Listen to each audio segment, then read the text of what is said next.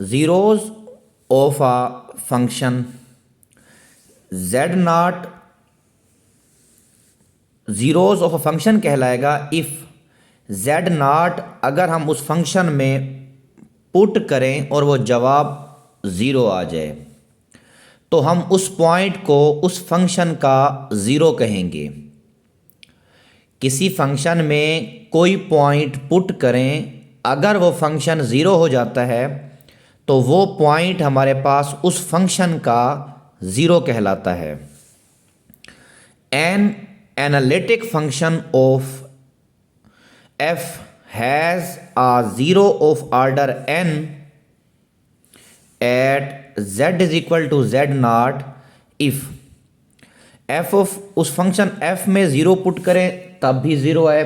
पहला डेरिवेटिव लें फिर भी वो हमें ज़ीरो दे, दूसरा डेरिवेटिव लें तब भी वो ज़ीरो दे, उसके बाद उसका n-1th टाइम डेरिवेटिव लें और वो पॉइंट पुट करें तो वो जवाब तब भी हमें ज़ीरो दे। बट जब उसका nth डेरिवेटिव लें और वो पॉइंट उसमें पुट करें और वो जवाब जो है वो ज़ीरो नहीं आना चाहिए तो हम उस पॉइंट का जो ऑर्डर होगा वो n कहेंगे। तो इससे रिलेटेड हम एग्जांपल देखते हैं। पहले एक और डेफिनेशन पढ़ लेते हैं। A zero of order 1 is called simple zero. Example देख लेते हैं। F of z is equal to z minus 5।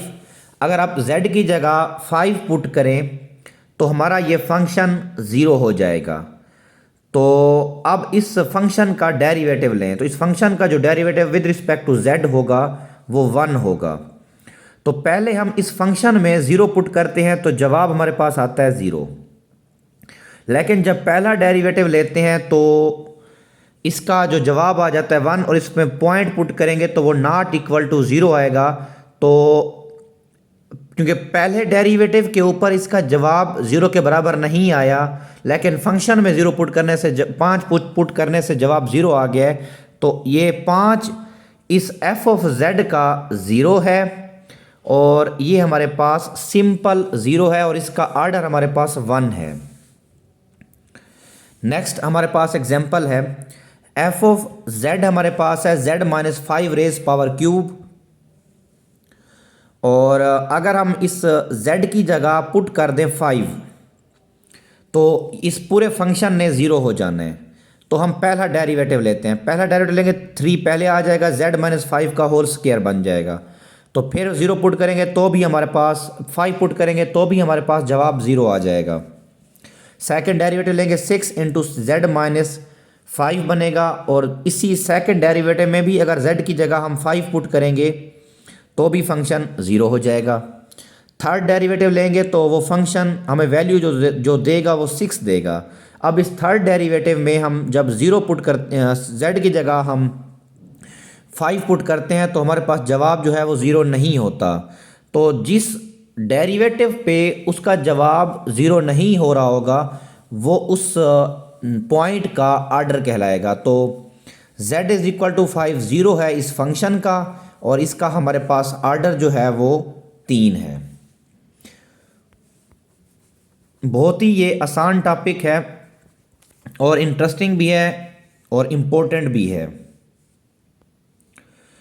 Next हमारे पास थ्योरम है।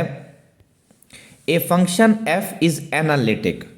कोई भी फंक्शन हमारे पास एनालिटिक होगा। पता है एनालिटिक क्या होता है? जिसके ऐसा कोई हमारे पास कम्प्लेक्स फंक्शन जिसका डेरिवेटिव हमारे पास एग्जिस्ट करे। A function f is analytic in domain z minus z not less than r। ये डोमेन वो कह रहा है has a zero of order n।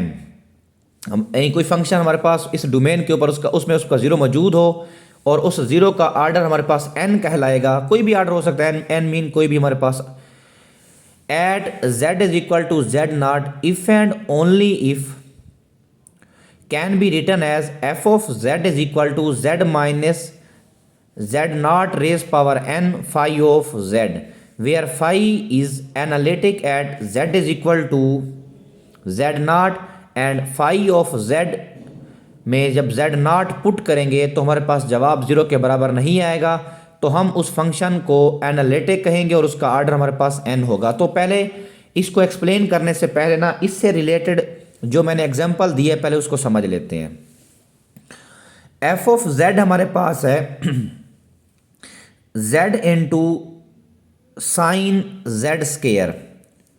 तो अब ये देखें कि अगर हम z की जगह 0 पुट करते हैं तो ये सारा फंक्शन हमारे पास 0 हो जाएगा। तो यहाँ से जो 0 हमारा 0 है इस फंक्शन का वो वैल्यू 0 ही है। अब बात रहेगी आर्डर, और ये थ्योरम जो इसने दिया है ये कैसे अप्लाई करना है। अगर आपको याद हो साइन z की जो मैक्लैरन सीरीज बनती है वो हमारे पास होती है sine z minus z cube over 3 factorial plus z 5 over 5 factorial z 7 over 7 factorial. इस तरह से ये इसकी सीरीज बनती है साइन z की।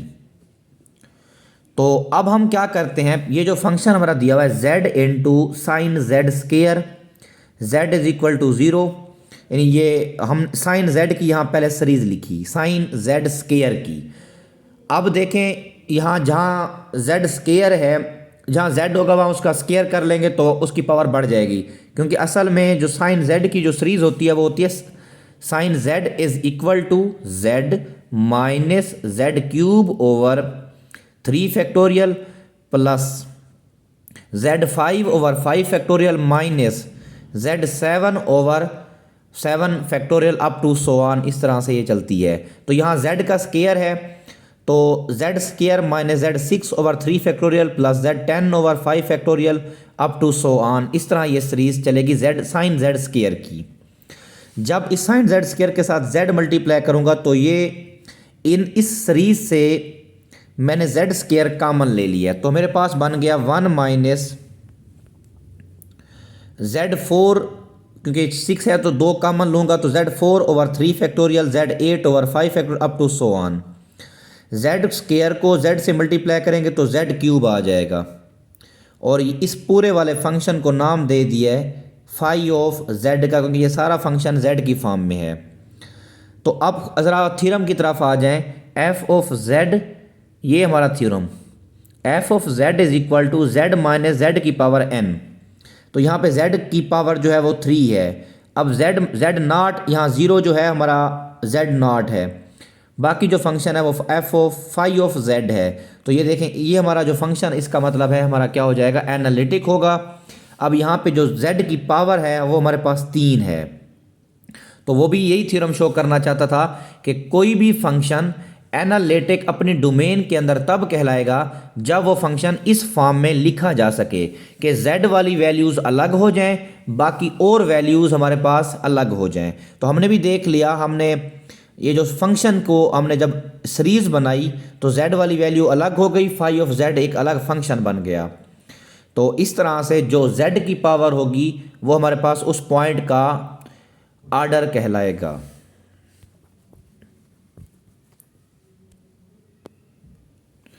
नेक्स्ट हमारे पास है लॉरेंट सीरीज या Laurent theorem. Let f be N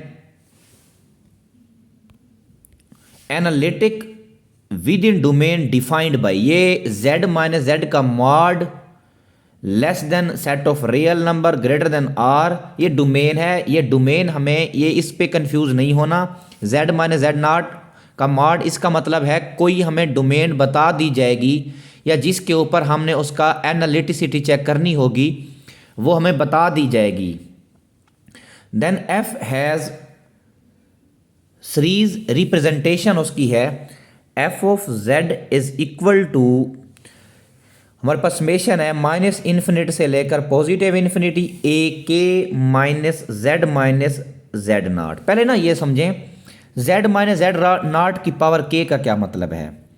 z minus z not का k का पावर का मतलब है वो हमारे पास एक ऐसी सीरीज होगी जिसमें हम z की वैल्यूज़ को अलग कर लेंगे, और a k हमारे पास कोई फंक्शन होगा वो इस टाइप का हमारे पास बन रहा होगा।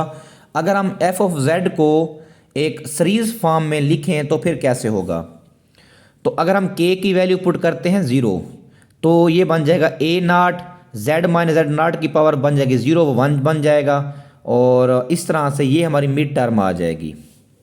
जब के की जगह 1 पुट करूँगा तो ये आ जाएगा। के की जगह 2 पुट करूँगा तो ये हमारे पास बन जाएगी। और जब मैं के को माइनस पुट करूँगा तो जेड माइनस जेड नाट बटे में आता जाएगा, डिनोमिनेटर में आता जाएगा। अब यहाँ पर बहुत अहम ये डेफिनेशन और ये जो बात बताने लगा हूँ, क्योंकि इसी हमने पूरी लॉरेंट सीरीज़ को आगे पूरे 2 जो टॉपिक बचे हुए हैं, एक आज हम पढ़ रहे हैं, एक हमारे पास पोल और रेजिड्यू हमारा वाला जो चैप्टर वो टॉपिक है वो कल पढ़ेंगे। जो अब हम इस लेक्चर से रिलेटेड जितना भी हम पढ़ेंगे वो सिर्फ इस सीरीज़ के ऊपर हमारा बात होगी। जो भी हमें फंक्शन दे दिया जाएगा हम उसकी सीरीज़ बनाएंगे, सीरीज़ बना के हम अपना पोल या रेजिड्यू या सिंगुलैरिटी हमने फाइंड आउट करनी होगी। तो अब ये इस हमने लॉरेंट सीरीज़ को हमने एक्सपेंड किया। जब एक्सपेंड किया, जो हमारे पास जिसमें z की पावर 0 या पॉजिटिव होगी उसे हम कहते हैं एनालिटिक पार्ट। जिसमें z माइनस जेड नाट की जो पावर होगी वो नेगेटिव होगी, उस वाले पार्ट को हम कहते हैं, लॉरेंट सीरीज़ के उस पार्ट को हम कहते हैं प्रिंसिपल पार्ट।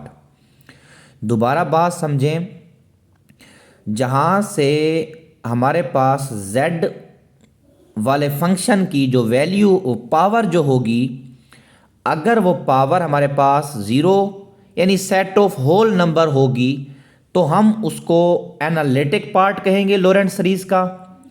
और अगर z माइनस जेड नाट की पावर नेगेटिव होगी या बटे में होगी तो हम उस वाले पार्ट को, लॉरेंट सीरीज़ के उस वाले पार्ट को हम कहेंगे प्रिंसिपल पार्ट। और वो प्रिंसिपल पार्ट या एनालिटिक पार्ट भी हमारे पास उस वैलिड होना चाहिए जो हमारे पास डोमेन होगी। दी कोफिशिएंट ए के हमारे पास क्या है, दी कोफिशिएंट ए के आर गिवन बिलो। आपको जो कोफिशिएंट ए के दिया जाएगा उसकी हम इंटीग्रेशन जो है वो मालूम कर सकते हैं। वो कैसे करेंगे, 1/2 pi iota C is a closed integral हमारे पास है f of z over s minus z k plus 1 d s. वो हमने ये पहले ये सारा इसकी इंटीग्रेशन मालूम करना सीखी हुई है। काशी इंटीग्रल थ्योरम में ए की इंटीग्रेशन हम वैसे मालूम करेंगे, लेकिन इतना इसका आगे रोल नहीं है। आगे हमारा सिर्फ काम होगा सिंगुलैरिटी मालूम करने का, पोल मालूम करने का। आप सिर्फ ये इस फंक्शन को ये याद रख लें कि इसमें ए के इस चीज़ के बराबर होगा, जो कि हम काशी फंडामेंटल थ्योरम के ज़रिए इंटीग्रेशन मालूम करते हैं या काशी इंटीग्रल थ्योरम के ज़रिए हम इसकी इंटीग्रेशन मालूम कर सकते हैं। वो डिपेंड करता है उस पॉइंट के ऊपर, उस इंटरवल के ऊपर।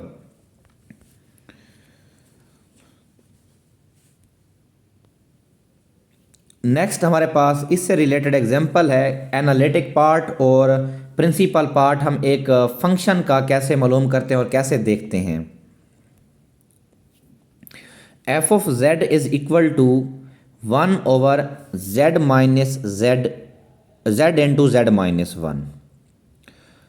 तो यहाँ पर हम क्या करेंगे, ये जो z जो डोमेन दे दी गई है वो z जो है वो ग्रेटर देन 0 है और लेस देन हमारे पास 1 है। तो अब मैंने क्या किया है, ये जो z माइनस 1 था इसको मैंने चेंज किया ताकि 1 की फॉर्म में बनाऊं, ताकि आपको पता है हम बाइनोमियल थ्योरम हमने पढ़ा हुआ है, बाइनोमियल एक्सपेंशन। वो 1 प्लस एक्स की फॉर्म में अगर होता है और उसकी पावर n हो तो हम 1 plus n x plus n into n minus 1 over 2 का स्केयर, 2 का फैक्टोरियल, x का स्केयर अप टू 1, इस तरह की सीरीज चलती है। तो पहले 1 प्लस या 1 माइनस n की फॉर्म में होना चाहिए। तो z माइनस 1 है तो मैंने इधर नीचे वाली वैल्यू से माइनस कॉमन लिया तो ये माइनस बाहर आ गया, वो बन जाएगा 1 माइनस जेड। और इसको ऊपर ले जाऊंगा तो 1 माइनस जेड की पावर माइनस 1 बन जाएगा। तो माइनस 1 और जेड को एक साइड पे रख दिया और 1 माइनस जेड की पावर माइनस 1 को हमने एक्सपेंड कर दिया, क्योंकि अंदर भी माइनस है और पावर भी माइनस है तो अंदर वाली तमाम वैल्यूज़ पॉजिटिव हो जाएंगी। ये बन जाएगा 1 plus z square over 2 factorial plus z 3 over 3 factorial up to 1, इसी तरह चलता जाएगा। तो z को हम जो है मल्टीप्लाई कर देते हैं तो ये 1 से करेंगे तो -1/z आ जाएगा, z से करेंगे तो -1 आ जाएगा। आप इसी तरह से इनको सिंपलीफाई कर लेंगे। जहाँ पे z माइनस है वो सिर्फ ये वाली टर्म है, ये कहलाएगी इस लोरेंट सीरीज़ की प्रिंसिपल पार्ट, और बाकी जितना भी इसका पार्ट है वो हमारे पास एनालिटिक पार्ट कहलाएगा।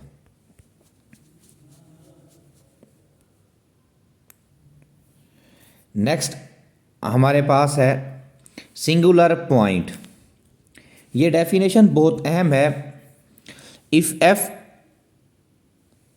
fails to be analytic at z is equal to z naught, then f has a singularity at z is equal to z naught, or z is equal to z naught is singular point of f। यानी simple आपको ये कहूँ कि जो भी function दे दिया जाएगा, अगर वो कोई हमें पॉइंट ऐसा मिल रहा होगा जिस पर उसका डेरिवेटिव या वो खुद फंक्शन जो है वो अनडिफाइंड हो जाए।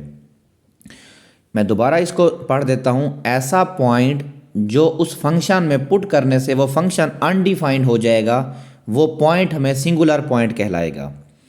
तो एग्जांपल देखते हैं। f of z is equal to z over z square minus 1। अब इस नीचे वाले z स्क्वायर में क्या क्या वैल्यू हम पुट कर सकते हैं, हमारा जवाब जो है वो अनडिफाइंड हो जाए। तो अगर हम इस z स्क्वायर की जगह प्लस पुट कर दें या माइनस पुट कर दें तो ये हमारा फंक्शन अनडिफाइंड हो जाएगा। इनकी जब अनडिफाइंड होगा तो वो डेरिवेटिव या फंक्शन जब अनडिफाइंड है तो उसका मतलब है उसका डेरिवेटिव ही उस पॉइंट पे एग्जिस्ट नहीं कर सकता। तो इट्स मीन उस पॉइंट के ऊपर वो फंक्शन नॉट एनालिटिक होगा। तो +1 और -1 इसके सिंगुलर पॉइंट्स हैं। f of z is equal to sine z। Sine z तो कहीं पे हमारे पास अनडिफाइंड होता ही नहीं है। जब अनडिफाइंड नहीं होता तो हमारे पास कोई ऐसी वैल्यू हमें नहीं मिल रही जो पुट करने से हमारे पास फंक्शन जो है वो अनडिफाइंड हो जाए। तो इस f of z is equal to sine z, ये हमारे पास हैज़ नो सिंगुलरिटी, इसकी कोई भी सिंगुलरिटी नहीं है। एग्जाम्पल नंबर हमारे पास 3 है। f of z is equal to 2z plus 5 over z square minus 4 into z square plus 1। तो प्लस माइनस 2 और plus minus iota are called singular point of z, क्योंकि जब ये वाली वैल्यूज इस फंक्शन में पुट करते हैं तो हमारा फंक्शन जो है वो अनडिफाइंड हो जाता है, तो वो नॉट एनालिटिक होगा। तो इस तरह से ये हमारे पास सिंगुलर पॉइंट कहलाते हैं।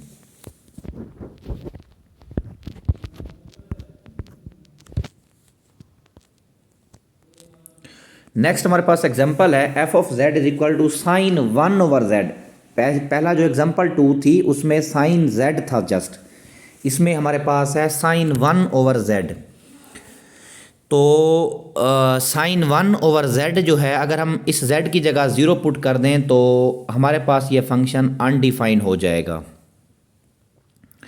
तो इस तरह से z is equal to 0 has singular point. इसका जो z इज इक्वल टू 0 है हमारे पास सिंगुलर पॉइंट है। f of z is equal to e raise power 1 over z।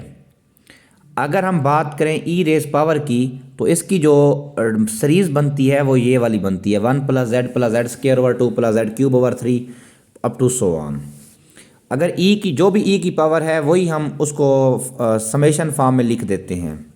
अगर e की पावर 1 ओवर z है तो पहले 1 वैसे के वैसे 1 over 2z plus 1 over 2z का क्यूब।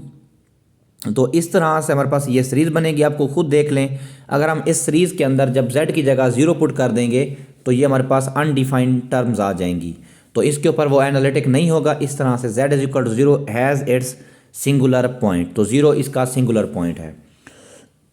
अब बात करते हैं हम f of z is equal to tan z is equal to sine z over, पता है cos z के बराबर। तो हाँ, सवाल ऐसा था टेन z की जो है हमने सिंगुलर पॉइंट मालूम करने थे, तो मैंने इसको एक्सप्लेन किया। टेन z जो होता है वो sine z over cos z था, इसके बराबर होता है। अब हम देखते हैं cos कहाँ कहाँ हमारे पास 0 होता है। अगर cos जो है वो 90 का ऑड मल्टीपल होगा तो हमारे पास नीचे वाली वैल्यूज़ हमारे पास 0 होंगी। तो 2n प्लस 1 पाई बाई 2, यानी 2n प्लस 1 का मतलब है ऑड है, पाई बाई 2 90 है। तो अगर हम इस 2n+1 यानी 8 मल्टीपल होगा, वो n की जगह हम 0 +-1 +-2 कोई भी पुट कर सकते हैं, तो बहुत ज़्यादा इसके सिंगुलर पॉइंट हैं, has singular points. So 2n+1 × π/2 इसके सिंगुलर पॉइंट्स कहलाएंगे। इनके ऊपर ये फंक्शन डिफाइन नहीं होगा, जब डिफाइन नहीं है तो एनालिटिक भी हमारे पास नहीं होगा। नेक्स्ट हमारे पास है आइसोलेटेड पॉइंट। ये जो हमारे पास सिंगुलर पॉइंट है इसकी फिर दो कैटेगरी हैं, एक है आइसोलेटेड सिंगुलैरिटी और दूसरा है नॉन आइसोलेटेड सिंगुलैरिटी। तो पहले हम पढ़ते हैं isolated singularity. Isolated singularity, A point z = a is said to be an isolated singularity of f of z if f of z is analytic at each point in the neighborhood of z = a except at z = a। ये isolated singularity ऐसा point कहलाता है जिसके ऊपर वो function उस point पर तो नॉट एनालिटिक हो, लेकिन उसके तमाम के तमाम नेबरहुड में वो एनालिटिक हो। तो एग्जांपल को देखते हैं, f of z = 1/z-1। तो ये जो अगर z की जगह हम 1 पुट कर दें तो हमारे पास ये अनडिफाइन हो जाएगा, नॉन एनालिटिक होगा। तो ये z = 1 इसका क्या कहलाता है, सिंगुलैरिटी पॉइंट, और ये आइसोलेटेड है। अगर आप 1 के अलावा इसके जितने भी करीबी नेबरहुड हैं 1.1 1.2 जितने भी होंगे वो सारे के सारे इसके उसके ऊपर ये जो है नॉट इक्वल टू, यानी वो अनडिफाइंड नहीं रहेगा। तो इसके नेबरहुड पे वो नॉट अनडिफाइंड है यानी एनालिटिक है, लेकिन 1 के ऊपर जो है वो हमारे पास नॉट एनालिटिक है। तो इस तरह से ये इसका आइसोलेटेड पॉइंट कहलाता है। दूसरी एग्जांपल को देखें, f of z = z + 5/z² × z² + 9। तो z अगर 0 पुट कर दें या ±3 अयोटा पुट कर दें तो इन वैल्यूज़ के ऊपर तो नॉट एनालिटिक है, बाकी इनके नेबरिंग पे ये एनालिटिक है। तो ये पॉइंट इसके आइसोलेटेड पॉइंट कहलाते हैं। एग्जांपल नंबर 3 हमारे पास है, f of z = sin 1/z। तो 0 के ऊपर ये नॉट एनालिटिक है और ये 0 ही इसका आइसोलेटेड पॉइंट बनेगा।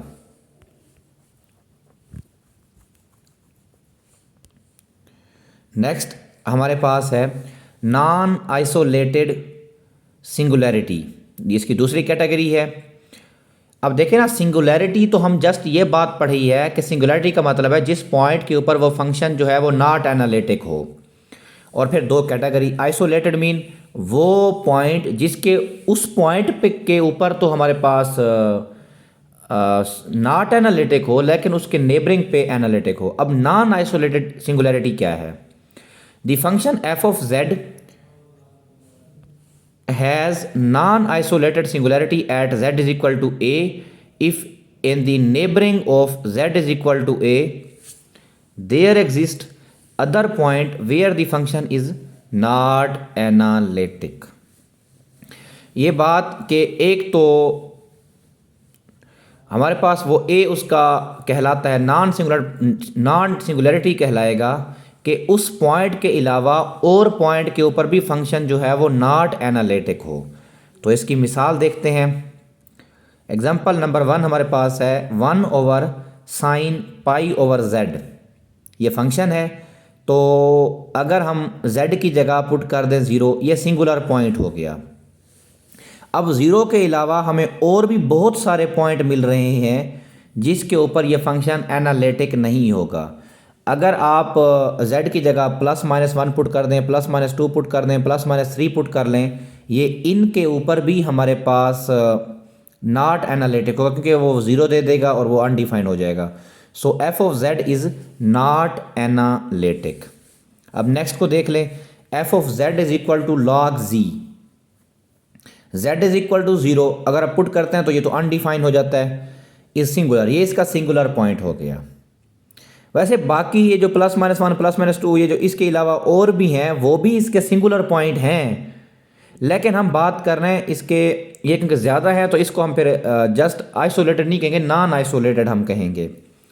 ये जो z ये हमारे पास सिंगुलर पॉइंट है, और अगर हम z के अलावा अगर हम z की जगह 0 के अलावा अगर हम -1 पुट कर दें, -2, क्योंकि ये जो लॉग फंक्शन है ये नेगेटिव के ऊपर जो है वो अनडिफाइन होता है, ये हमेशा ज़ीरो से बड़ी वैल्यूज़ के ऊपर जो है ये डिफाइन होता है। तो ज़ीरो के ऊपर ये अनडिफाइन हो जाएगा, वो सिंगुलर। ये बाकी जो -1, -2, -3 ये भी इसके सिंगुलर पॉइंट हैं, लेकिन एक से ज़्यादा होने की वजह से तो ये हमारे पास नॉन आइसोलेटेड सिंगुलैरिटी है।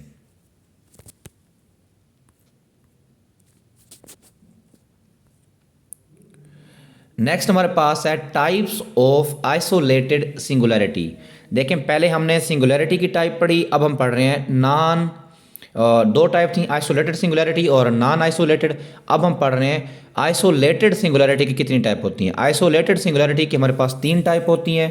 पहली का नाम है रिमूवेबल सिंगुलैरिटी, दूसरी का नाम है पोल, और तीसरी का नाम है हमारे पास इसेंशियल सिंगुलैरिटी।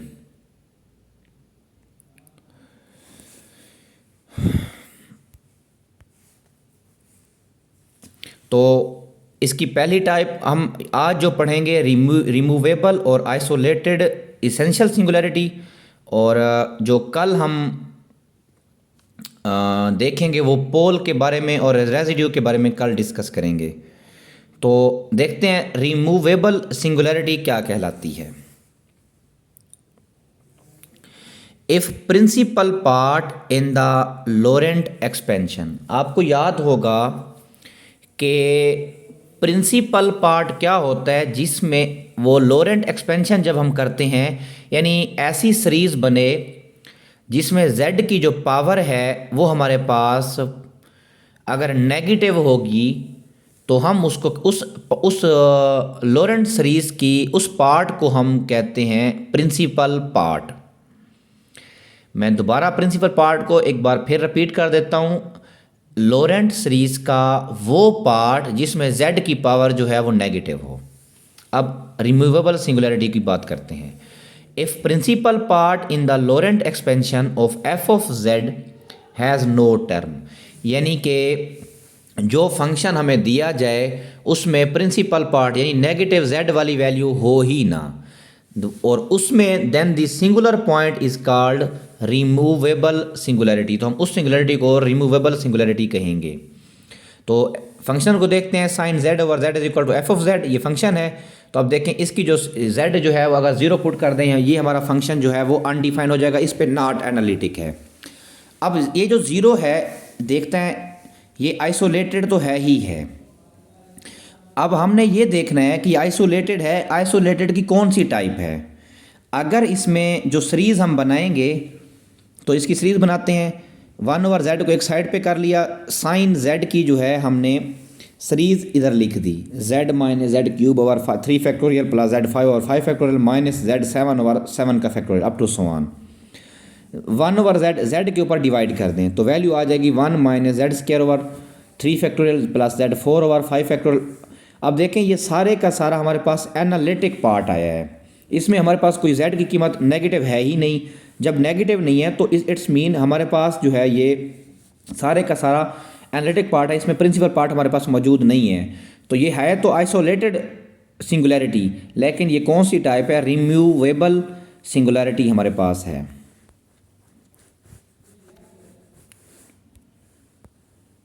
नेक्स्ट हमारे पास एग्जांपल है,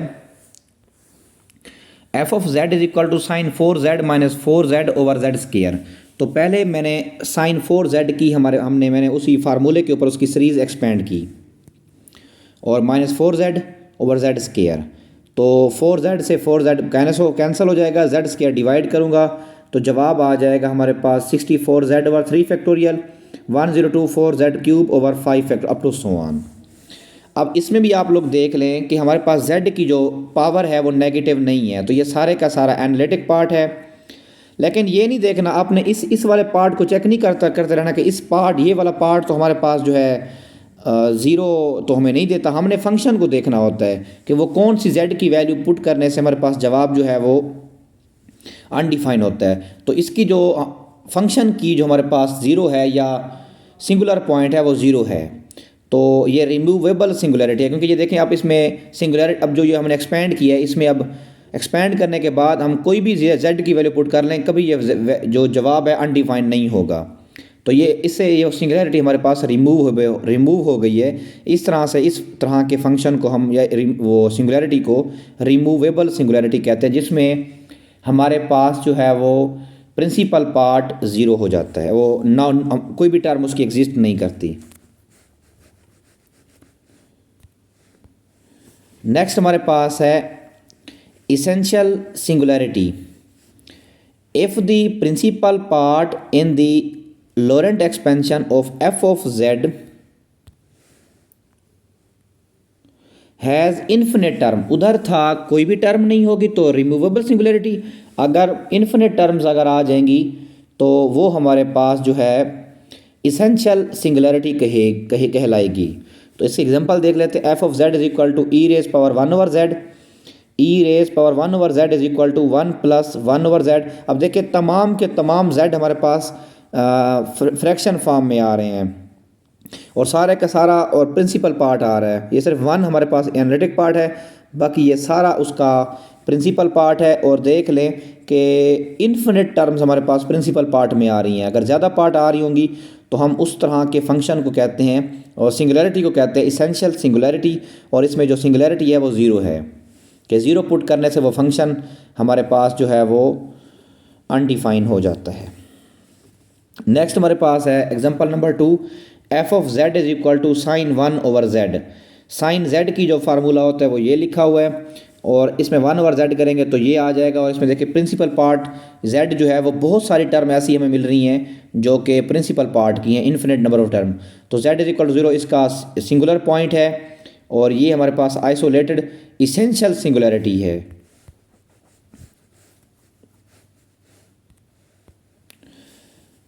नेक्स्ट हमारे पास है f of z is equal to z into sine 1 over z. तो साइन जेड का मैंने जो है सीरीज एक्सपेंड की और जेड के साथ मल्टीप्लाई करने के बाद ये आ रहा है। प्रिंसिपल पार्ट में आपको देख लें कि बहुत ज़्यादा इन्फिनिट नंबर ऑफ टर्म्स आ रही हैं और ये इसका जो ज़ीरो है जेड इज इक्वल टू 0 इसकी इसेंशियल सिंगुलरिटी कहलाएगी। साइन 1 ओवर 1 माइनस जेड अगर हम लेंगे तो इसकी ये सीरीज एक्सपेंड की हुई, जहाँ जेड होगा वहाँ हम 1 ओवर जेड पुट कर देंगे। तो इसमें अगर 1 पुट करेंगे तो इसका हमारे पास ये सिंगुलरिटी है। और ये कौन सी सिंगुलरिटी है हमारे पास? ये आइसोलेटेड इसेंशियल सिंगुलरिटी है।